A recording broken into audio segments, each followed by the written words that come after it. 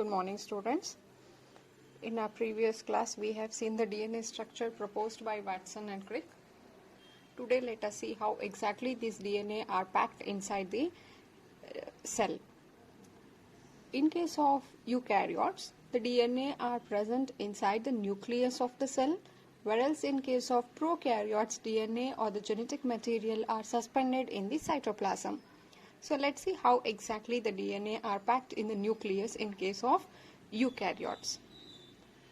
When studying the structure of DNA, I told you the length of the DNA is measured by number of base pairs they are present. In case of human, the total number of base pair present are 3.3 into 10 to the power of 9 base pair. So these many base pairs, that is these 3 billion base pair what they are present, they form approximately 2.2 meter length of the DNA. So you can say the DNA length in case of human genome, we are talking of haploid here. So the DNA length in human genome is 2.2 meters. I hope you can imagine if I say in terms of meters. You know how much is 1 meter, 2 meter, 2.2 meter is the length of the DNA in case of humans. And such a lengthy DNA is packed inside the nucleus. See, we know that cell, what we say, cell itself is a microscopic in structure. That is, they are so small that you need to observe them under microscope. So the nucleus which are present inside the cell are much smaller than the cell. Are you getting? The cell itself is microscopic in nature. Nucleus is something which is found inside the cell, meaning it is smaller than the cell. Then these lengthy, that is 2.2 meter lengthy DNA is packed inside such a small space in the nucleus. If this has to be done, there should be a special type of arrangement so that these lengthy DNA can be fitted in this small space. See, even in human body, if you see the small intestine is quite lengthy, but they are arranged in a different way. They are placed in a different way so that they can be fitted in a small space. Similarly, this 2.2 meter lengthy DNA is arranged in a special way so that you can pack such a lengthy DNA in the nucleus of the cell. So that is what the package of DNA is all about. Now, the DNA which we are talking are negatively charged. Why this negative charge? This is because of the phosphate group present in the DNA. We know DNA is having a nitrogen base, sugar and a phosphate. The phosphate group present in them will give it a negative charge. So DNA is a negative charge. In the nucleus, DNA are not present alone. Instead, they are associated, they are present along with some proteins, and you call those protein as histone protein. They are called histone proteins. If I say proteins, definitely they are made up of amino acids. These histone proteins are rich in two types of amino acid. One, it is the lysine, and another one is called as arginine. Important. The histone proteins are rich in lysine and arginine. These two are the amino acids which are positive in nature. Now there are amino acids. Amino acids will have their charge. Some of the amino acids are positive in charge because of the basic nature in them, and some are negatively charged and some are neutral.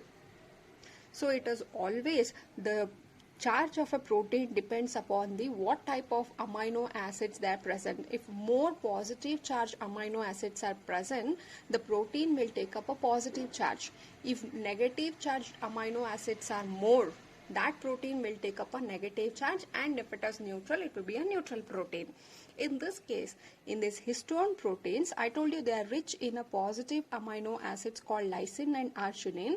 Therefore, even this histone protein will be positively charged. Why we are talking of charges here is because DNA is a negatively charged, histone proteins are positively charged. These two are present together. That is, the negatively charged DNA are wrapped around the positively charged histone. Negative and positively charged histone. How exactly they are together? So, for that, we should understand here histone proteins are of 5 types. You call it as H2A, H2B, H3, H4 and H1. So these are what? These are 5 types of histone present. Out of these 5, this H2A are present 2 molecules, that is 2 molecule of H2A, H2A1, and there will be one more H2A. Similarly, H2B, there is one more H2B present. There is H3, H3, H4, H4. So totally this much, that is 4 plus 4, totally 8. 1, 2, 3, 4, 5, 6, 7, 8. These 8 proteins, 8 histone proteins will form a octamer. Octamer because the 8 histone protein will form a octamer, and this one will act as a linker protein. This octamer, actually this is a one which helps in packing of DNA.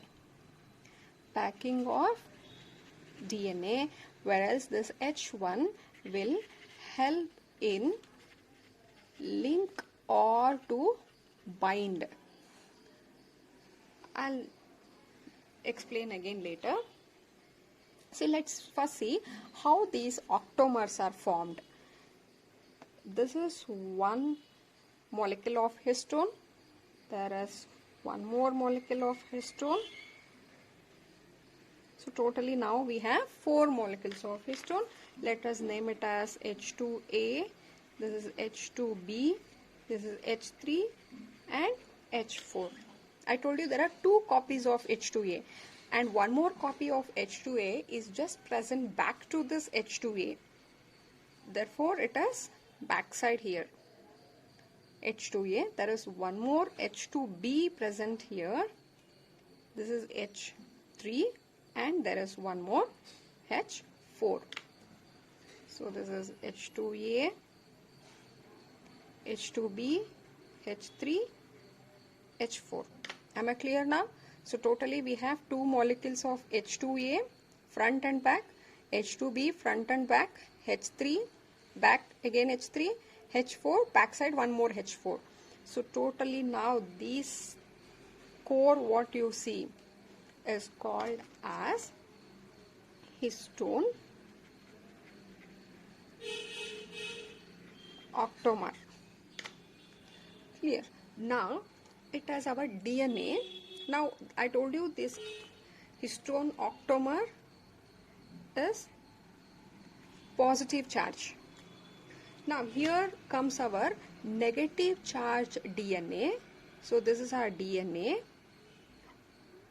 will wrap around this histone core.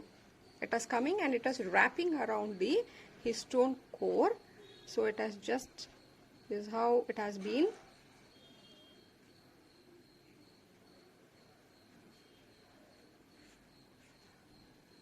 Right? You can see this is our DNA which is running or wrapping around this histone core. It has completed one turn and it will take one more turn, but the second turn is not complete. Clear? So it has one turn complete and an incomplete second turn, and then it is coming out. So now when the DNA wraps around this histone octamer, you call these structures together as nucleosome. DNA is negative charge. Histone octamer, which is formed from 8 molecules of histones which are positive in charge, on that core our DNA is wrapped, and now this is negative charge.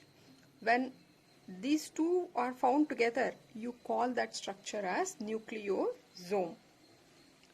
Now again similarly, this is about one nucleosome.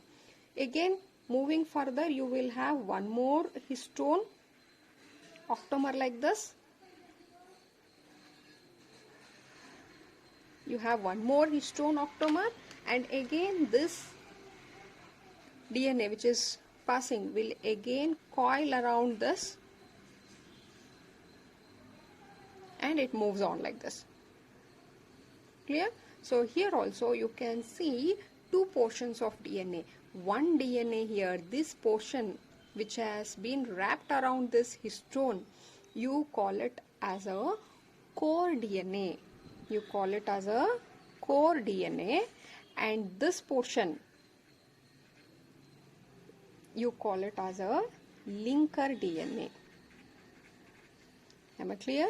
The DNA portion which is wrapped around this histone core is called as a core DNA, and the linker DNA is this portion which is between two nucleosomes. See, now you call this one as one more, the second nucleosome. This was a first nucleosome, second nucleosome. There will be further nucleosomes on which DNA keeps on wrapping, and the space or the DNA between the two nucleosomes are called as a linker DNA. And here is our H1 histone.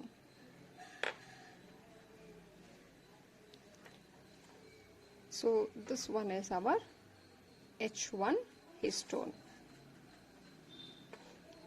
Am I clear with all the structure? Packaging of DNA. DNA is negatively charged. Histone proteins are positively charged. This is because of lysine and arginine which are present in this histone protein. There are 5 types of histones: H2A, B, H2B, H3, H4 and H1. These 4 what we see, the first 4 histone, they actually form the octamer. 2 molecules of each histone molecules form a octamer, and these are the one which helps the packaging, whereas this H1 you can see here, this H1 is not a part of nucleosome. Again, this can also be one of the important NEET question. Is H1 part of a nucleosome? No, because you can see here nucleosomes meaning what? We are talking of histone octamer and DNA on it. Histone octamer is having only this 4 histone, not this H1. And DNA is this. It is found outside. This is a nucleosome, and here is our H1 histone. And this one nucleosome, if in simple say nucleosome, when they say nucleosome, that is DNA wrapped around the, what is nucleosome? It is a DNA wrapped around histone protein. You call it as nucleosomes. They can ask you for the diagram of nucleosomes. Refer your NCERT textbook. Now, overall, if you see this arrangement, it is something like this. There are the octamers, histone octamers like this. And these octamers, if I say octamers, there should be 8 molecules of histones like this. There are 8 molecules of histones, and the DNA, it is just wrapping around this in this way, moving further, wraps, again it moves further, wraps here, move further. Clear? You can see here, this is somewhat looking like this. You can see the it's like a beads which are arranged on a string. Therefore, this arrangement is also called as beads on string. If you see the nucleosome, each one you call it as a nucleosome. This is one nucleosome, this is second nucleosome, third nucleosomes. You can see that it almost looks like a bead is arranged on a string. Therefore, it is called as a beads on string model also. Right? And see now,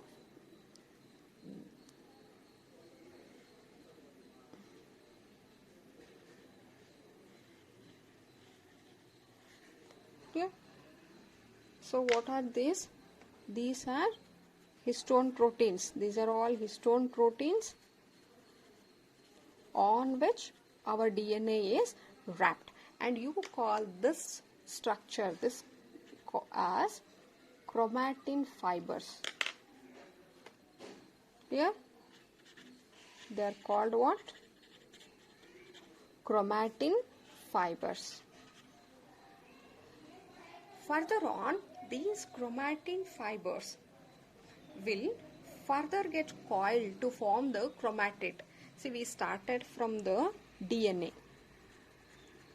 There was a DNA which, with the help of, when we added proteins was added to it, that's a histone protein, they formed what? Nucleosomes. Nucleosomes further they coiled to form a solenoid. You know what a solenoid? It is somewhat a spring-like arrangement. DNA coiled around the protein to form a nucleosomes, and now these nucleosomes further they coiled. You get something like this, if you see, like a spring. Therefore, you call it as a solenoid, and solenoid coiled to form the chromatin fibers. Chromatid further condensed to form the chromatids, and during cell division these chromatin fibers will condense to form a structure called chromosomes.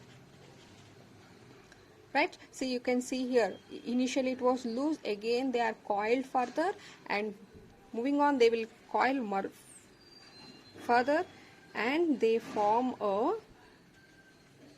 this is how chromosomes are formed. Clear? This is how the chromosomes are formed, and these chromosomes are present inside the nucleus. Refer to this. DNA with the protein form nucleosomes. Nucleosomes coil and form a spring-like structures to form a solenoids. Solenoids further they are condensed to form the chromatin. Then it forms a chromatids. Chromatids too, it takes a chromosome. And in the chromosome, if you see, there are certain region. In the chromosome, if you see, there are certain region which are very densely coiled like this, and some regions are loosely coiled like this. Here, they are densely coiled. In the chromosome, if you see this portion, the coiling is so dense. Here, the coiling is loose. So, this portion, this densely portion, you call it as heterochromatin, and this loosely coiled are called as euchromatin. In this heterochromatin, the DNA which are present in the heterochromatins are inactive, because they are very tightly packed. There is very less space or no space between two nucleosomes. In this case, you can see that this is one nucleosome and this is the second nucleosome. You can find a space between two nucleosomes. You call it as euchromatids, and the DNA which are present in the euchromatids are active, that they undergo transcription. Here, heterochromatids, they are so densely packed that the DNA cannot function. They cannot undergo transcription. This is one more thing which you have to remember. All this we have talked is regarding the packaging of DNA in case of eukaryotes. When we go to the prokaryotes, in case of prokaryotes, we know that DNA lies in